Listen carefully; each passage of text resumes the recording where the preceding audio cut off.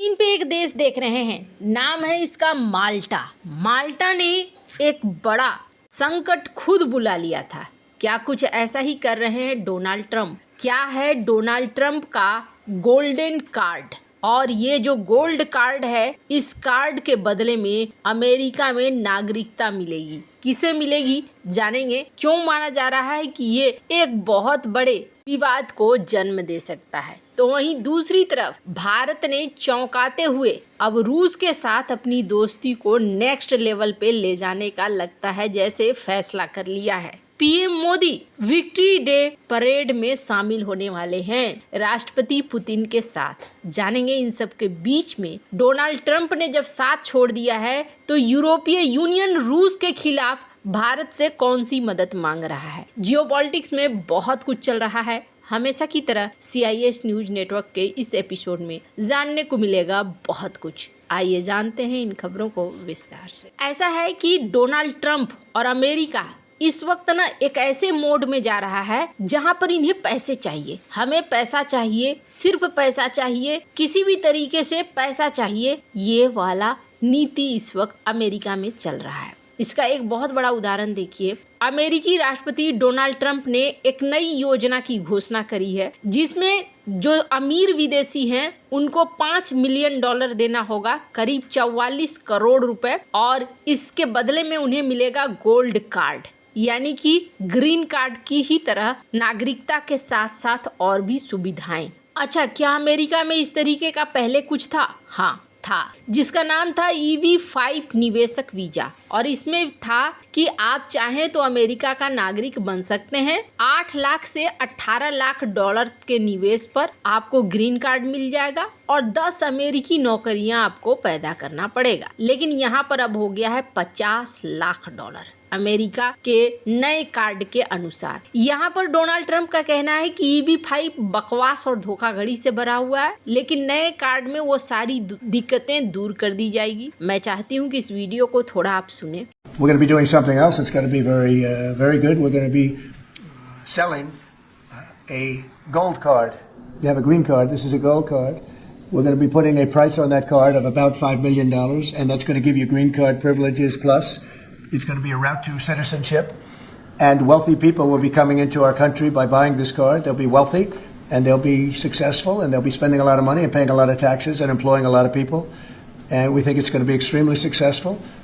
Never been done before or anything like this, but it's something that we're going to be putting out over the next, would you say 2 weeks, Howard? Do you want to say a couple of words about it? Sure. Mr. President, are there Wait a any minute, hold on. requirements for that Hang on a gold second. card? Do you have to invest a certain amount of money in this country? यहाँ पर Trump ने एक और संकेत दिया है, और वो संकेत क्या है कि रूस के जो अमीर लोग हैं वो भी इस कार्ड को खरीद सकते हैं। इन्होंने कहा कि हाँ जी बिल्कुल, रूसी कुलीन लोगों का मुझे पता है जो बहुत अमीर हैं, पैसे वाले हैं, और वो भी यहाँ पर आ सकते हैं, खरीद सकते हैं। लाखों कार्ड हम बेच सकते हैं जिससे अरबों डॉलर की आय होगी, और ये योजना अमेरिका के घाटे को कम करने में मदद कर देगी। कुल मिलाकर ये फिलहाल गोल्ड कार्ड एक मनी मेकिंग प्रोग्राम लग रहा है जो अमेरिका की अर्थव्यवस्था को मजबूत कर दे। लेकिन मैंने वीडियो की शुरुआत में ऐसा क्यों कहा कि माल्टा वाली गलती तो कहीं अमेरिका नहीं करने जा रहा है। इसी तरह की एक योजना इतिहास में माल्टा ने भी की थी, और माल्टा ने इसके लिए कहा था कि सिर्फ 6.5 लाख यूरो,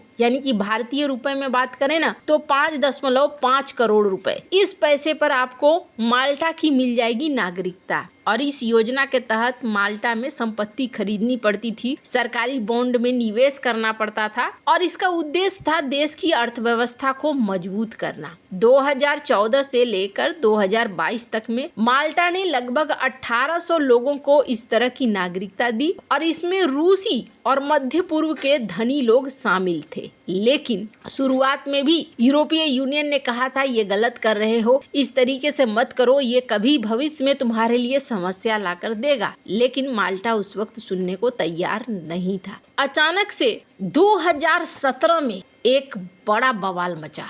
एक खोजी पत्रकार जिसका नाम था डाफने कारुआना, उसकी हत्या हो गई। डाफने इस कार्यक्रम के आलोचक थे और कह रहे थे कि यहाँ कुछ संदिग्ध लोग हैं जो घुस रहे हैं, उसमें रूसी और मिडिल ईस्ट के धनी व्यक्ति शामिल हैं जो इस योजना के तहत नागरिकता खरीद रहे हैं। उन्होंने एक मामले का भी जिक्र किया था जिसमें एक रूसी व्यवसायी जिसके संदिग्ध वित्तीय लेन देन थे, उसने माल्टा की नागरिकता हासिल कर ली थी और इस कार्यक्रम में उचित जांच नहीं की जा रही थी। हालांकि उस पत्रकार को ही 16 अक्टूबर 2017 को उनकी कार में बम विस्फोट के जरिए हटा दिया गया और इसके बाद से हंगामा मचना शुरू हो गया कि आखिरकार किस भ्रष्टाचार को छिपाने के लिए इतना सब कुछ हुआ। माल्टा की सरकार पर दबाव बढ़ने लगा। यूरोपीय यूनियन ने इस कार्यक्रम की सख्ती से जांच शुरू कर दी। हालांकि इस हत्या के पीछे सीधे तौर पर नागरिकता योजना को जिम्मेदार नहीं ठहराया गया, लेकिन फिर भी प्रश्न नागरिकता पर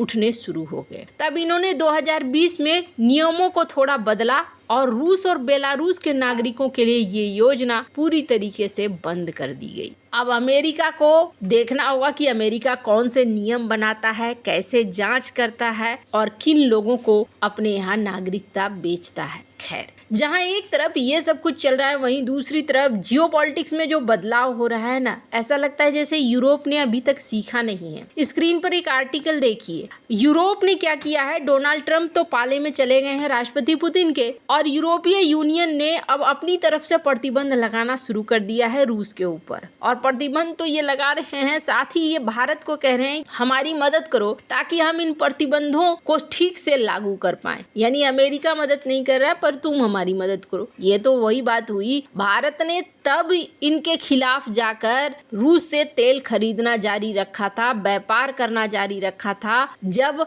अमेरिका और यूरोपीय यूनियन ताल में ताल मिलाकर बातें करते थे, एक ही थाली के चट्टे बट्टे थे। तब भारत ने इनके खिलाफ जाकर रूस से अपना व्यापार जारी रखा और तब भारत ने सीधे इनके मंचों पर बैठकर कहा था कि हम रूस को नहीं छोड़ सकते हैं क्योंकि रूस ने हमें बहुत सारी मुसीबत के समय में साथ दिया है। तो अब जब डोनाल्ड ट्रंप पहले से ही पाले में हैं पुतिन के, अभी तो दुनिया इस बात को कह रही है कि भारत ही ठीक था, जो भारत न तो इधर गया न उधर गया। भारत ने दबाव की रणनीति पर काम ही नहीं किया, जिसकी वजह से आज की डेट में देखो भारत ने रूस के साथ अपना रिश्ता नहीं बिगाड़ा। रूस के साथ भी रिश्ता है, अमेरिका के साथ भी रिश्ता है। अगर वेस्टर्न दबाव में रूस के साथ अगर भारत रिश्ते खराब कर लेता तो आज फिर क्या होता। अब इसी दिशा में एक और चीज देखने को मिल रही है, जिसमें ये देखने को मिल रहा है कि पीएम मोदी विजय दिवस के अवसर पर पहुंचने वाले हैं रूस।